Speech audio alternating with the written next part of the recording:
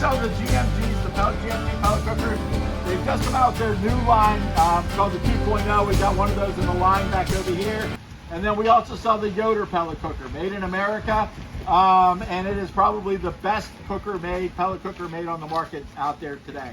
So you can cook on any one of those. But again, set a temperature. They use a pellet that's actually bound with an animal fat, or what they call animal resin, so they're safe to eat. It's not a regular pellet stove pellet. But anyway, so those are the pellet cookers back along the back side. All right, we've got the big green eggs up on the front end here. So we sell big green eggs. They're Kamado-style cooker. They are ceramic. They're an insulated cooker. Anybody here have a big green egg? Register right now. Okay? Well, big green egg, one of the best things about them is they warranty it for life. All right? It doesn't have to crack or anything like that. They are not inexpensive. 3 claims. They paid them. They've taken care of it in a minute. Yeah, all right. But now they've changed their warranty policy. You've got to register your eggs. You don't register your eggs, it's free. And you have until the end of September, I think it's September, and probably to the end of October, to get your egg registered. So if you've got an egg, you don't have to register, you can't register. All right? So anyhow, so they're a Kamado-style cooker. They've been around for about 2,000 years. They came to the U.S. after World War II. The GIs brought them back. And Big Green Egg's been selling them since 1972. They're based out of Atlanta, Georgia. Good and bad, okay? The good part of those is the fact that they are fully insulated. They weigh a lot. The large weighs 180 pounds. The XL weighs 240 pounds. They make an XXL, which is 360 pounds. Okay, and because they weigh so much, they're fully insulated. So we could put one out today in the humidity, okay, and we wouldn't have to worry about whether or not it would maintain temperature. It will maintain temperature regardless. Snow will lay on the outside of an egg when an egg's burning at 250 degrees. Okay, and that's how well they're insulated. They cook on with wood and charcoal. We'll talk about that if you want to cook on an egg, but they use a lump-style charcoal, all right, and you don't ever use lighter fluid, period. I don't care if you're using an egg or not, don't ever use lighter fluid. All right, but lighter fluid the flavor will get into the ceramic and you'll never get it out. The beauty of the egg and the fact that it closes up so tight. Go ahead, Craig, close that for me, would you? Got it? All right, all right, you heard that solid stuff. All right, so if you learn nothing else from me today, when you are cooking over wood and charcoal, it is about airflow. The more air you have coming in and the more air you have coming out, the hotter it gets. Okay, everybody's like, oh, I'm going to open up the lid, all my heat's going to come out. What you're doing is you're feeding oxygen into your charcoal, and right, initially maybe all that heat comes out, okay, but your charcoal's going to be like, yeah, I got some air. And it's going to spike like you wouldn't believe. So cooking on the egg, we're putting ribs on, we're tending them, we're doing that kind of stuff. Open it up, what you got to do is close it. You need to control the temperature. With the egg, because it's so heavy, it has a temperature control on the top, it's got a temperature control on the very front, all right, and that's, you control it the whole time. It doesn't leak air, it doesn't do any of that stuff. So they hold the steady temperature very well for a very long period of time. All right, big green egg. Back over here, we're going to get to the offsets. So we've got 4 different kinds of offsets sitting over here. We have what we call a gravity-fed unit, okay? We have a Texas-style, what we call an Old Country Fits Brazos. We've got the Old Country Fits Gen 2, and then we have a Meadow Creek back over here. Now we have bigger ones as well, which we don't have out. But these are all offset pits.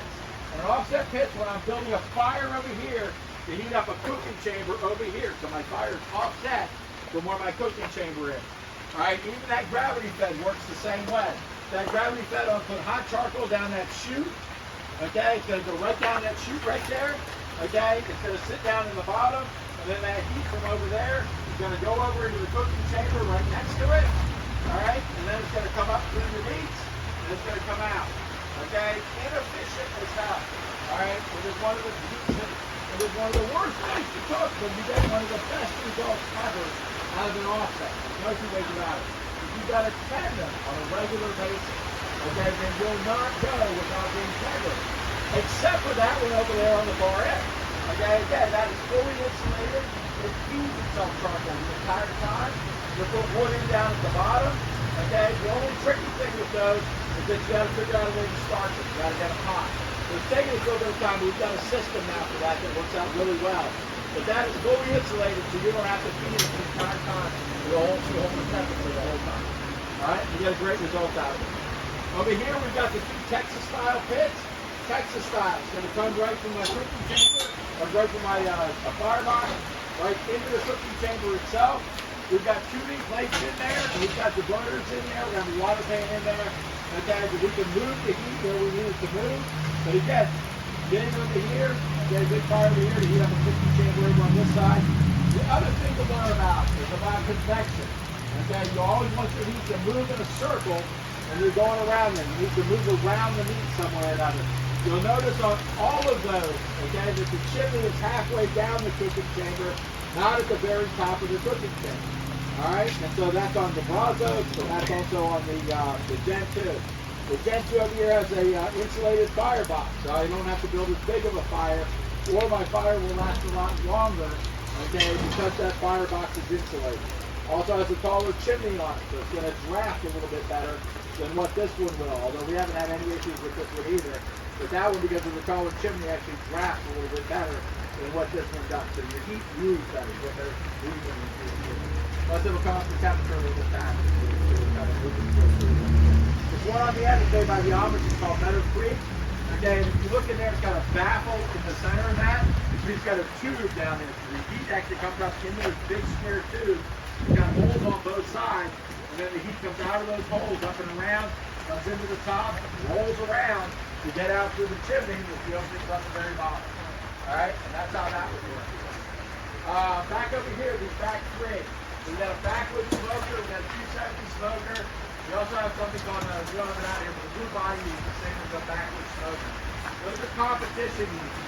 Alright, so they're fully insulated. Again, not affected by outside temperature or moisture at all.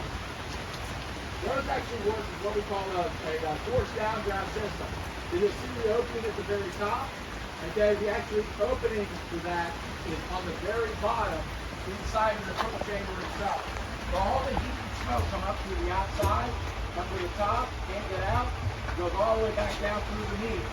Okay, in order to get out through those chimney openings on the bottom of the cook chamber. In the meantime, you also have the water pan down there as well.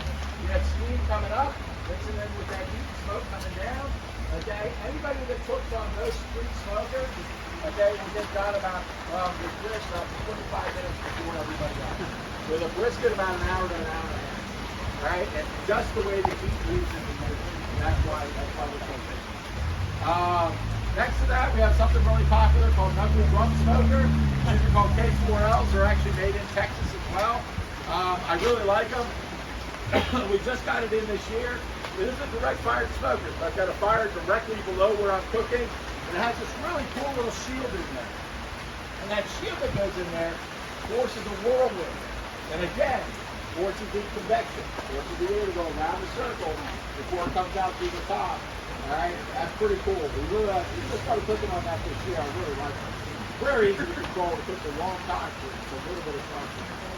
Next to that over here is the Weber Smoky Mountain. The WSM is the #1 smoker sold in the country. We don't sell them anymore because I'm not a big Weber fan. The company itself is probably going to go bankrupt the next 2 years. They're just a terrible run company. But anyhow, somebody will buy them though, and they'll be fine. But those things are direct fired water smoker as well. Fire bowl or fire down in the bottom, water bowl, then 2 racks.